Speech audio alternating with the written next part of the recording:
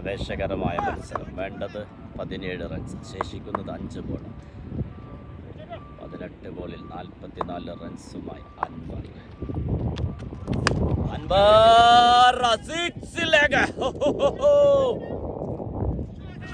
50 നേടുന്നു. അൻവർ 6-ലൂടെ 50-ലേക്ക്. 19 ബോളിൽ 50 പൂർത്തിയാക്കുന്നു.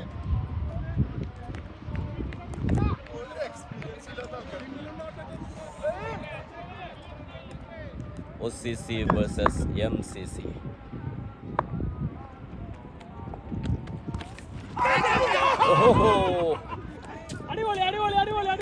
ഔട്ടായി പുറത്തേക്ക്. നിർണായക സമയത്ത് വിക്കറ്റ് നേടിയെടുക്കുന്ന ഒരു വൈഡ് ബോളിൽ ബാറ്റ് വെച്ച് ഔട്ടാകുന്നു. ഇനി വേണ്ടത് 4 പന്തിൽ 3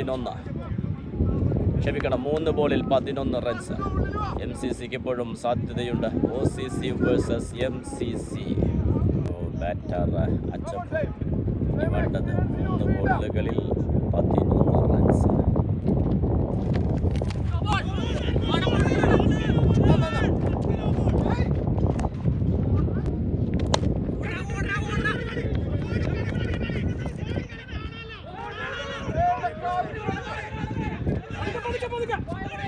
രണ്ട് റൺസോടെ പൂർത്തിയാക്കുന്നു.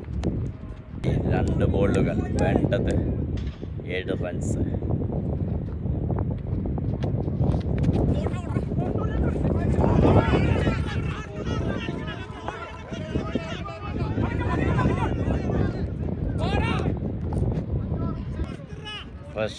പ്രഷർ. ശേഷിക്കുന്നത് 1 പന്ത്.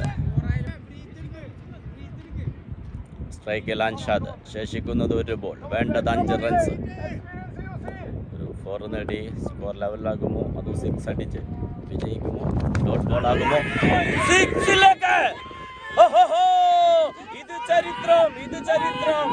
ഏതായാലും അമ്പയർസ് ചെക്ക് ചെയ്യുന്നു. ബൗണ്ടറി